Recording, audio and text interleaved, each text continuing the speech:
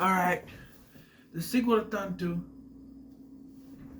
has encountered my refrigerator that's purring right now. You hear it? No. We are on the last Exorcism Part 2. I'm going to talk about this cover here. Hold on. Notice how they have now here bent over like that, and then your shadow makes it for the rest of the two. I know it's backwards, but yeah.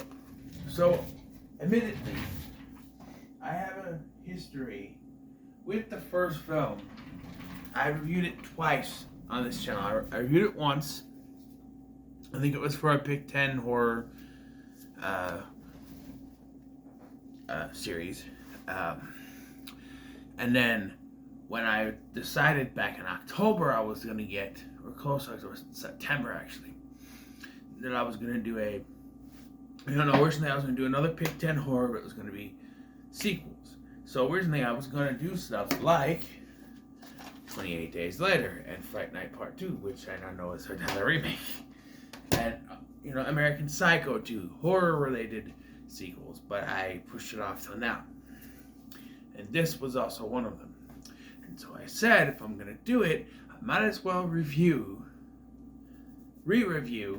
because I couldn't remember a damn thing from the first one. So re-review it. And so I did. I did a review on it.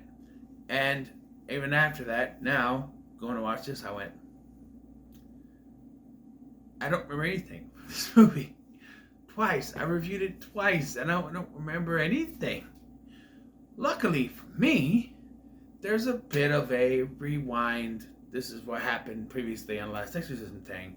At the beginning of this movie, they show, clips from the first film, and then it cuts to the camera just sitting there by the barn. So, yeah, it catches you up if you don't remember. It's not that Exorcism was a bad film. The first time I watched it, I was unimpressed. Second time I watched it, I liked it a little bit better, and I understood a little bit more. I was paying attention, that sort of thing. This one, so first of all, this one is not found footage. It's immediately a regular movie. You see the camera sitting there that used to be. You see all the footage from the first one, and the camera is there. And then we cut to this couple that is sleeping, and the wife gets up to go to the bathroom, presumably, and then this is stereotypical, like,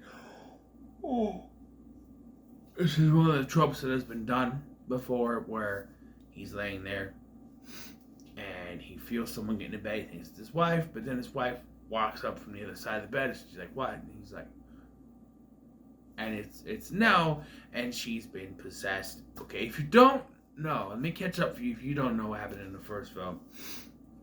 Girl named Nell, she was 17 years old, even though here she looks older. She looks like she's in her 20s, but supposed to be 17.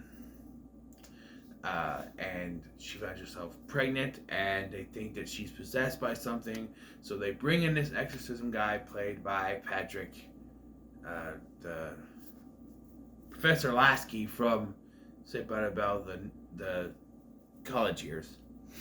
And he's one of those guys who was trying to saying, I'm going to do a bunch of mumbo jumbo and they'll believe anything sort of things, but then he has to become a real exorcist.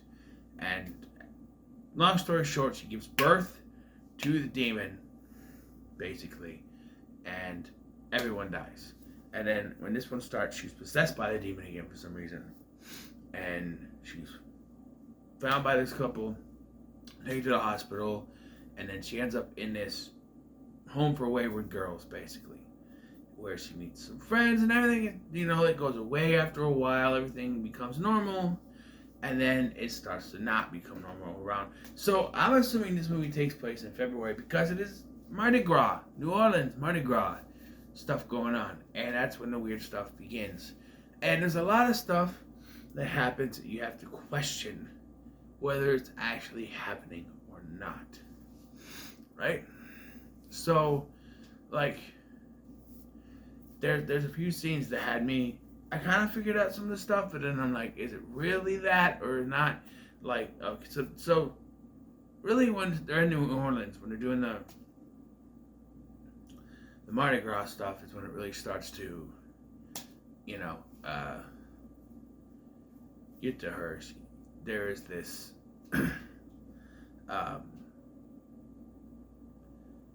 one of those statue people that, you know, don't move, the robot statue guys just stand there, and he starts to act strange. Now, I think what happened with him was real, because he shows up and the other girl's like, oh hey, you think he likes you? She's like, maybe he's also possessed, but I think that is pretty much real.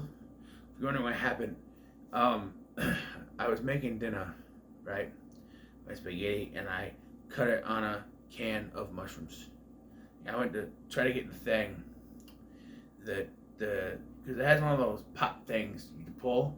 I had to push it down so I get the juice, and when I went in there to get it, I went like this, and it cut my finger, so that's what it was. So anyway, there's that, but then there's another guy in a mask staring at her that I don't think was really there, because later, when they're doing the quote-unquote exorcism thing they do at the end of the film, it's standing there again, and I don't think anyone else can see them, so I think that was in here, but it wasn't real going on. But yeah. She starts this job. My sister used to do a job like this. She's going to she cleans hotel rooms, you know. And she meets this guy named Chris, played by Spencer Treat Clark of Unbreakable, which I swear I'm gonna get you. I want to do a run on Shyamalan, right? I want to do like a exploring M. Night Shyamalan. At the same time, I know his movies are an acquired taste. I like The Sixth Sense, Signs, Unbreakable, Split, and The Visit. And then you have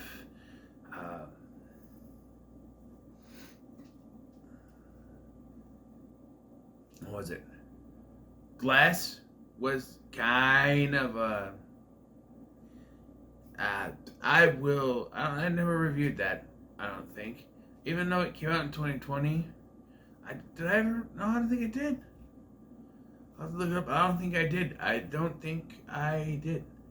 I think I didn't do it because it came out in 2020 or 2019, one of the two, 2020. But I don't think I reviewed it because I hadn't done the first two. I just never did them. I'm pretty sure. But Glass was kind of a mixed bag for me. But anyway, back to this. So it becomes sort of this.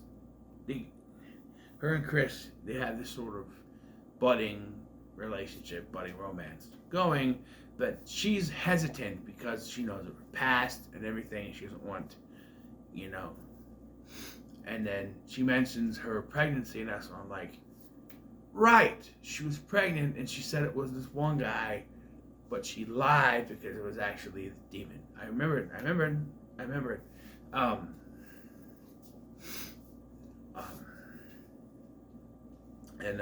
So at this point, she's become friends with the girls in the house. She has this relationship with Chris where they're friends. He takes her to a zoo or something. And yeah, everything is going fine. And then the weird stuff starts to happen. She starts to have the nightmares. She thinks she sees her dad sitting in the chair. And at one point, she does see her dad standing on the street. And I'm like, oh, her dad found her. And then later, she's like, Daddy, your dad. And I'm like, oh, he died. That's right. He was one of those that died. I remember. Yeah, her dad died. And then there's an encounter downstairs. So, I think this is after the other one, but she goes downstairs and so there's a weird phone call thing where someone says that Chris called her. When it answers, she answers, it's the demon. Then she goes downstairs on another night, I think, and she finds her dad down there, and her dad says that he's sorry, he's going to make sure he's going to stop it, and he's going to shoot her. But then Gwen, one of her friends, shows up, knocks him on the head. And this is where I went, oh, he's really there, oh, he's real, he's there, he's trying to stop the demon. And Gwen got possessed by a demon to stop him. But then Muse Watson, who plays Frank, the guy in charge of this house, comes down and he's like, what's going on? He's in there. He's in there. And then when he goes in, there's nothing there. And Gwen comes from upstairs with the other girls, and this is like, okay, so none of that was real. And then there was something I kind of called. I think it was before this, but she keeps hearing rapping on the window, and she sees Chris outside, and he was throwing rocks. He's like, come on, come on. He's like, I can't. She's like, I can't. Like, come on. So he goes out. She goes out there, and she can't find him. And she's like, Chris. And then you hear these. He whispers, we're not Chris. And you go, oh shit. So he was never really there. It's one of those things. And I called him. I'm like, she's gonna go out there, and it's not him. But they could have made it a little scary. Maybe this is something where a jump scare would come in handy, where something reaches out and grab her or something. But I will say that the we're not Chris. Give me little ghost pimples. Give me little ghost pimples. Just a little bit. Just little ghost pimples. Like, there is, like, the first part of this film, I thoroughly enjoyed. And then when he got towards the end, I went, okay, this is starting to get strange. So, she meets up with this woman, who's one of the nurses that was at the hospital, and she starts to explain what's going on. The demon wants to get back inside her. Apparently the demon is in love with her, and in order for the demon to take over, she has to willingly accept it, apparently. Which, I don't know if I established that in the first one, because like I said, I better remember that one after we watch it again. I should rewatch both of these back to back. Anyway, yeah, and so they set up this thing with the guards of the right hand, or whatever it's called. People that are trying to stop this demon from coming out, because once the demon's out, it'll cause the end of the world, and yeah, that sort of thing. So they set this thing, they're going to exorcise her and take the demon, put it in a chicken, and then sacrifice the chicken.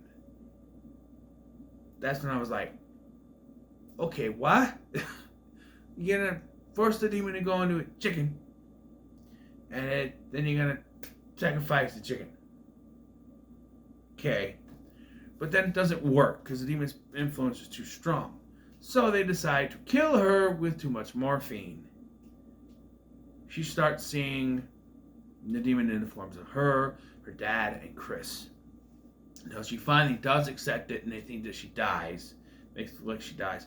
And then she just gets up, kills everyone. She goes back to the house. And this was kind of cool. This was the part with the old chicken and the seeing the things together. But this is kind of cool. She goes back to the house, right? And she sees Muse Watson, who, by the way, was in, I know what she did last summer, and I still know what she did last summer. He was Ben Willis. Ben's son. He's Ben Willis. So, Ben Willis, Will Benson. Willis, Ben, son. Will is Ben's son. Anyway, she's like, by this point, she's fully possessed. And Ashley Bell is really good in this role. She's like, I just wanted to thank you for all you've done for me. And he's like, no. She's like, no. We have her now. And then kills him, kind of off screen. And then there's this trail of fire that goes all the way upstairs. Just killed all the girls. So, yeah, I don't think Gwen was ever possessed, even though it was supposed to be hinted at. And even, like, you're supposed to maybe think she was, but I don't think she ever was. I think it was just in Nell's head. But she gets in the car, she drives off, and as she drives past stuff, it just bursts into flames. Like, there's a fire truck just bursts into flames, and buildings bursting into flames. Like, this is it. This is the end of the world. This is the end, and it ends. Not bad. Not a bad ending. Not a fantastically, oh my god ending. It's, you know, not an ending.